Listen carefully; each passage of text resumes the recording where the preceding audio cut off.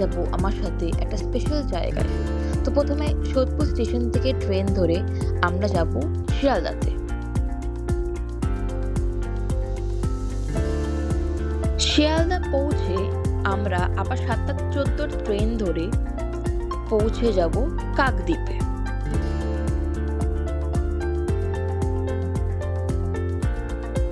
Station থেকে আবার টোটো নিয়ে প্রায় ২ ঘন্টা রাস্তা অতিক্রম করে আমরা পৌঁছে যাব নদী পার হতে।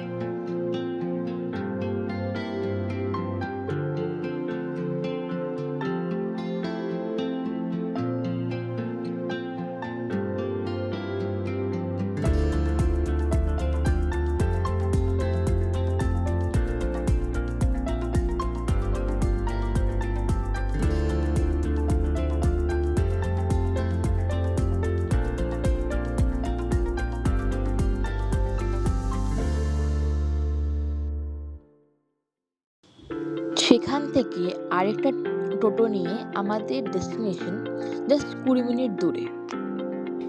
এবার আমরা পৌঁছে গেলাম আমাদের ডেস্টিনেশন আরশিনগর জ্যোৎস্নাময় বিদ্যাপীঠে। আমাদের ঢুকতে ঢুকতে অনেকটাই দেরি হয়ে গেছিল, আর বাচ্চারা আমাদের জন্য খাওয়ার অপেক্ষা করছিল, তাই আমরা পৌঁছার পরেই তারা খেতে বসে গেছে। আজকে খাওয়াটা ছিল আমাদের তরফ থেকে। তো তারপরে আমরা বাচ্চাদের জন্য কিছু টুপি, ভেজলিন লিপ জেল আর কিছু চকলেটস নিয়ে গেছিলাম। তো সেইগুলো আমরা এদেরকে দিয়ে দিলাম। এইগুলো পেয়ে তো ওরা অনেক খুশি, আর তারপরে আমাদেরকে ওরা অনেক অনেক থ্যাংক ইউ জানিয়েছে। এই অনাথ আশ্রমটা এখন ৫ বছর পূর্ণ হয়েছে, আর এখানে এখন ৩০ জন বাচ্চা থাকে, যারা এখানেই থাকে, খায় আর এখানেই স্কুলে যায়।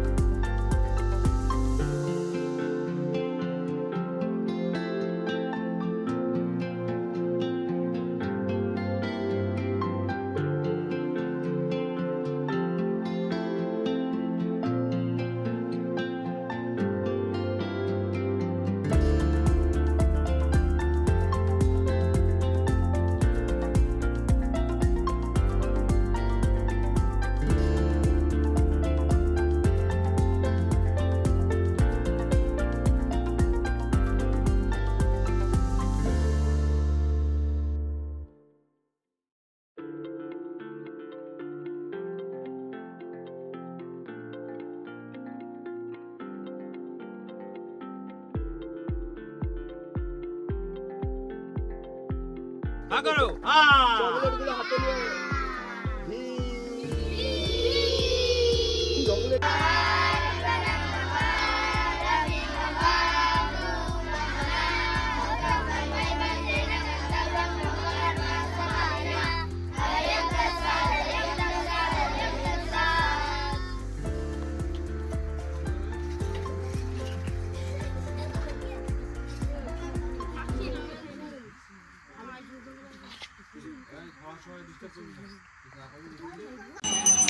সকাল ৪টের সময় উঠে ওরা যায় দৌড়াতে, আর তারপর এসে ওরা বসে পুজো করতে।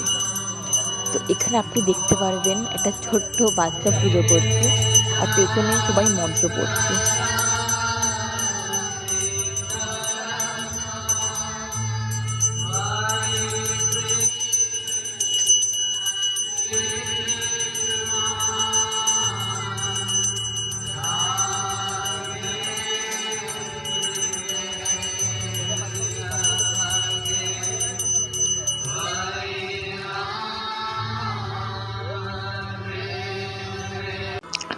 পুজোর পরেই এরা বসে যায় মেডিটেশন করতে।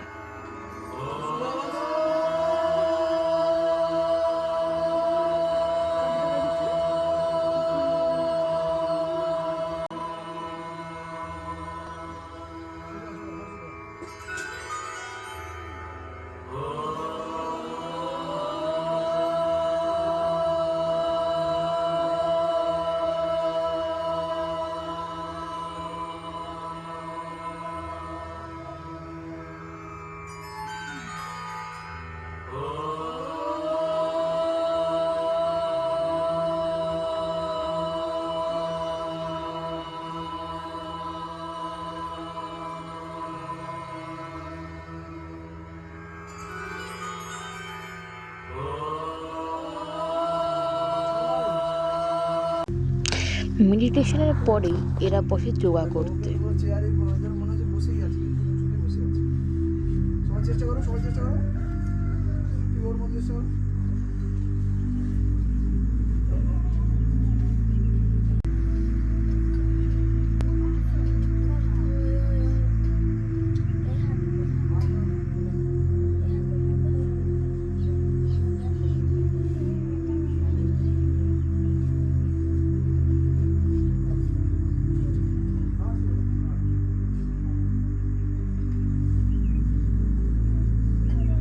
তারপর এদেরকে দেওয়া হয় একটু জল খাওয়ার। এটা কিন্তু সকালে ব্রেকফাস্ট না, এটা জাস্ট ওদেরকে পড়তে বসার আগে একটু তাদের পেট শান্ত করা। তারপরে পড়াশুনো করার পর এরা ব্রেকফাস্ট করে। তো এটার পরেই ওরা চলে গেছে সবাই পড়তে। আপনারা দেখতেই পারছেন এখানে 3টে আলাদা আলাদা ঘরে 3টে আলাদা ক্লাসের বাচ্চারা তাদের হোমওয়ার্ক করছে।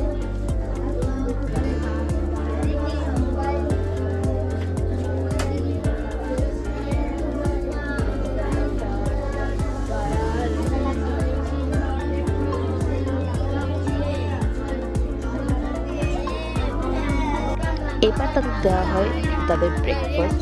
আপনারা দেখতেই পাচ্ছেন সব খাওয়ার আগে কিন্তু এরা একটা মন্ত্র পড়ে আর তারপরে এদের খাওয়া শুরু করে। এখানে কিন্তু সব বাচ্চারাই অনাথ না।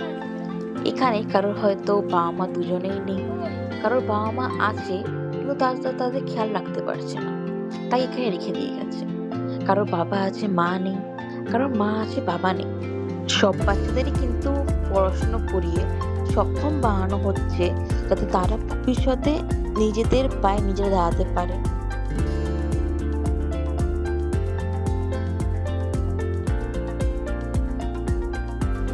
যেহেতু আজকে রোববার, কোনো স্কুল নেই, সবাই বসে গেছে দাবা খেলতে। এখানে একটা গ্রুপ দাবা খেলছে আর অন্য গ্রুপ গান বাজনা শিখছে।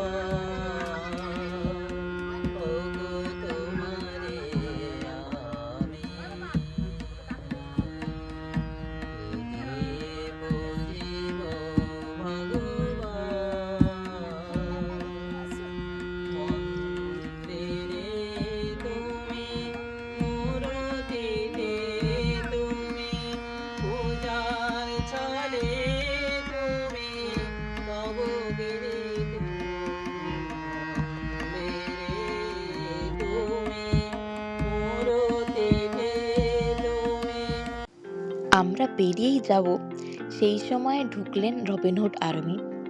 এরা এই বাচ্চাদের সাথে দেখা করতে আসেন প্রত্যেক 2 মাস 3 মাস অন্তর অন্তর, আর এদেরকে চাল ডাল কিছু খাবার দিয়ে যান।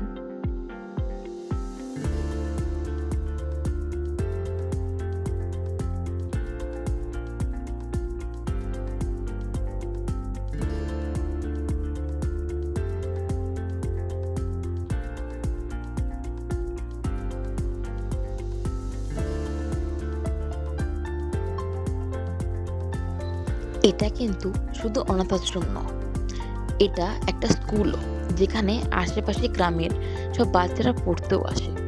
যদি আপনারা এই ছোট ছোট বাচ্চাগুলোর জন্য কিছু করতে চান, তাহলে এরপর নিশ্চয়ই কন্ট্যাক্ট করবেন মিস্টার প্রদ্যুন ভট্টাচার্যকে, যার কন্ট্যাক্ট ডিটেলস আমি তলায় দিয়ে দিচ্ছি।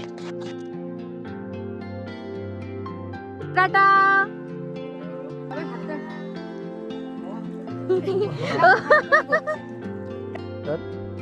সুন্দরবনের একেবারে প্রত্যন্ত গ্রামে বঙ্গোপসাগরের তীরে এই গোবিন্দপুরাবাদ গ্রামে অবস্থিত আমাদের এই আশ্রম, গুরুকুল এবং আবাসিক এই শিক্ষা প্রতিষ্ঠান।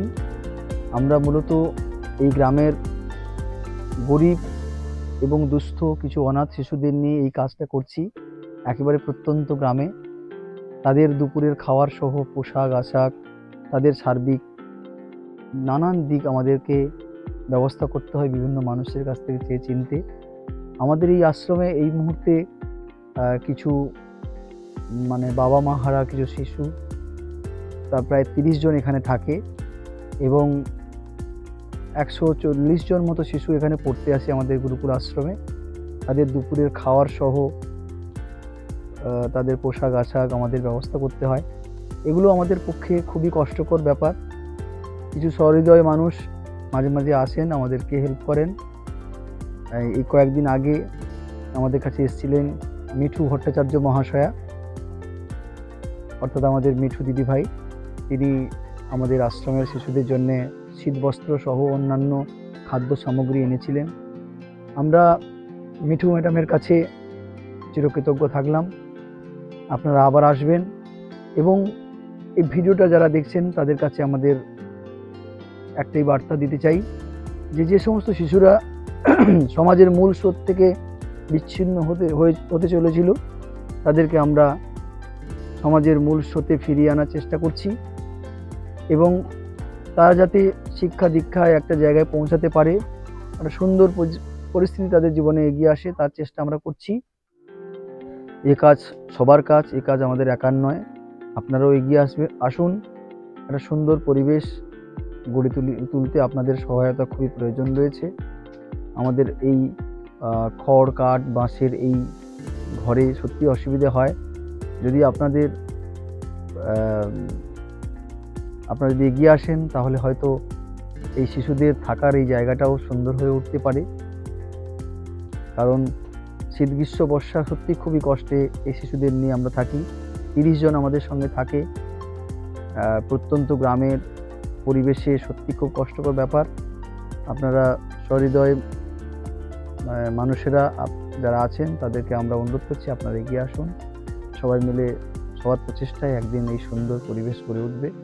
ঠাকুরমা স্বামীজির শ্রীচরণে আমাদের এই একটাই প্রার্থনা, এই শিশুরা যাতে মূল স্রোতে ফিরে আসে, এইটুকু। জয় ঠাকুর, জয় মা, জয় স্বামীজি মহারাজ।